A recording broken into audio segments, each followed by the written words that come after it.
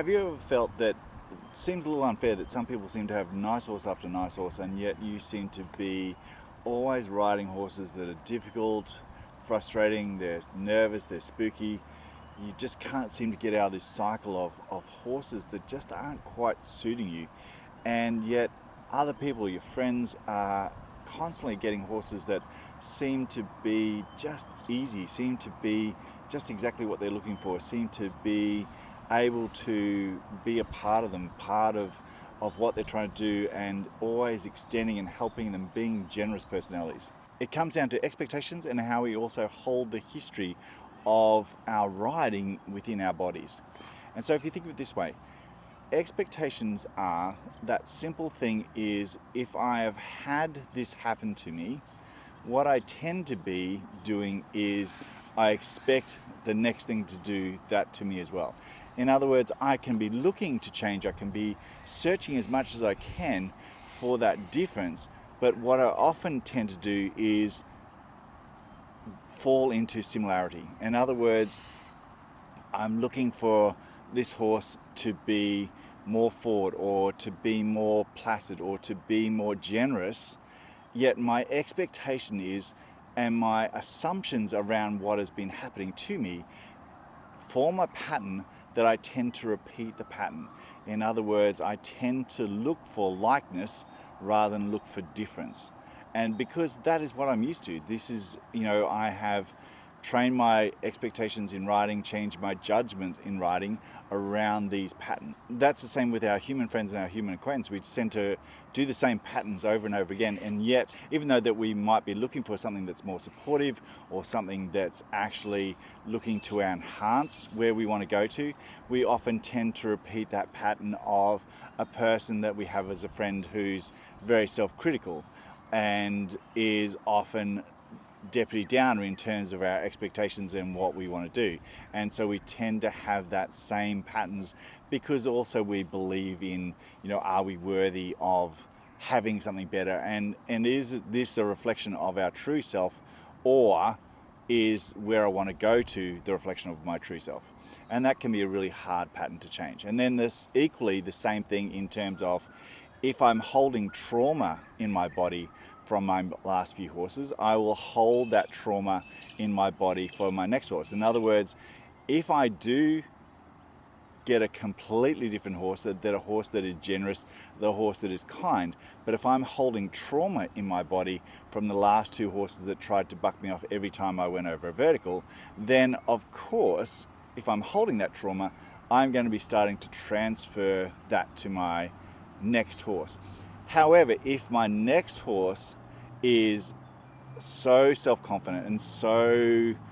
unaware of my actions, then I can get away with it, and I have a bit of lead time in terms of re-educating myself and re-educating my body. However, if my horse is sensitive, then those actions are immediately transferred, and so my lead time for retraining my own thoughts and impressions and actions is very small. And this is where those patterns then repeat, because not only of my expectations in how I look for a horse and how I buy my horse, but then also my body's reaction to trauma and how it sensationalizes and can be hypervigilant to certain actions from the horse that may or may not be the start of what the other horses did.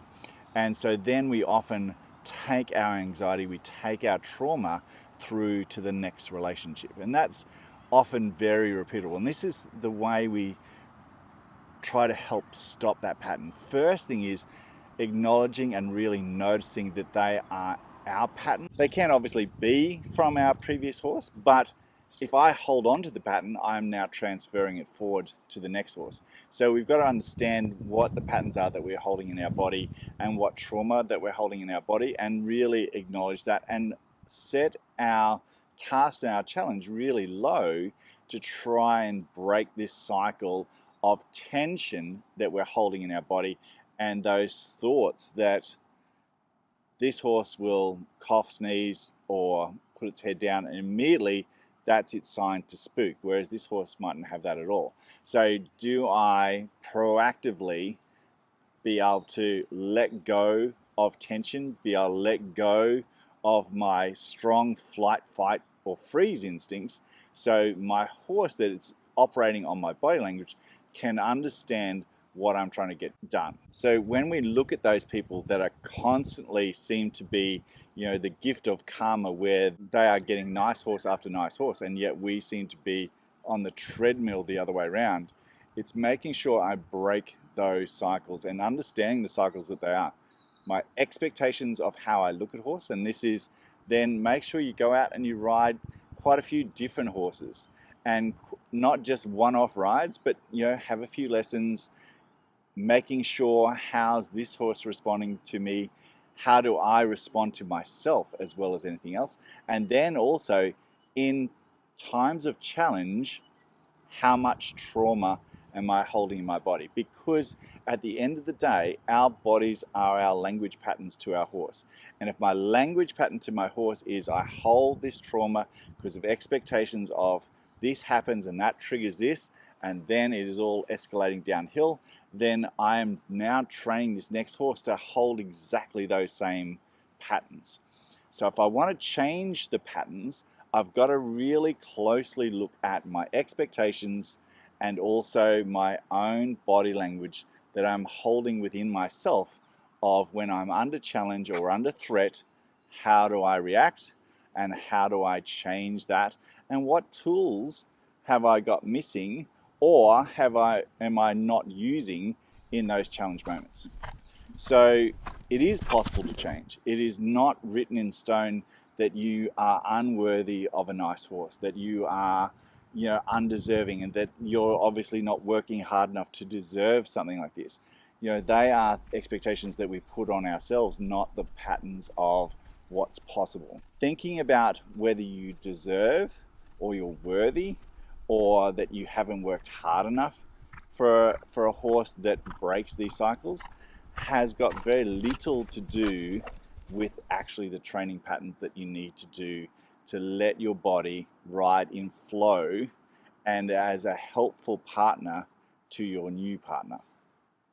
I hope these little thoughts help you think about how you can break that cycle, and also that it's not just all about karma of whether someone deserves a good or a conceivably bad horse, but how do I break the pattern that I am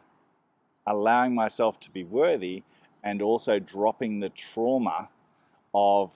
my previous riding partners. Because you are allowed to have a nice horse for yourself, you're allowed to enjoy your riding, and you don't have to do 100,000 hours to have that enjoyment. Let me know if that helped. Give me a comment of whether you found that you constantly were in that same sort of pattern where you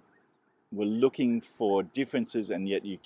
seem to keep buying the same, or you were one of those people that had nice horses and then you keep buying nice horses and riding nice horses because your expectation is this is how it should feel and this is what I look for in my partner, and that makes a huge difference. So make sure you subscribe, leave me a comment, take care in your riding.